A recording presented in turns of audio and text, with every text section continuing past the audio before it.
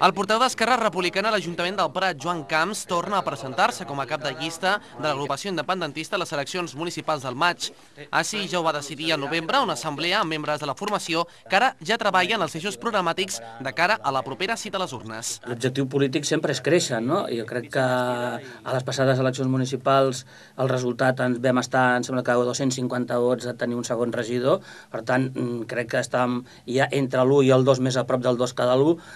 La força d'aquests 4 anys, la feina que s'ha fet, la incidència a la ciutat, a la societat civil, jo crec que també això s'ha fet notar, ha donat molta més confiança amb la representació d'Esquerra i jo crec que això s'ha de traduir electoralment en les properes eleccions com a objectiu amb 2 regidors. Un eix social, un eix nacional i un eix mediambiental i un altre eix que és el de la pròpia administració, és a dir, el de la millora de l'eficiència de l'administració, perquè en una situació de crisi crec que la millora de l'administració és fonamental. Hem d'estar al davant i aquesta és la nostra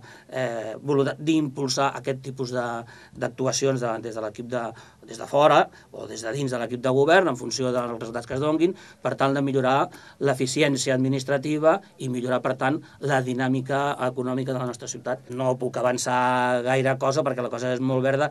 però el que sí que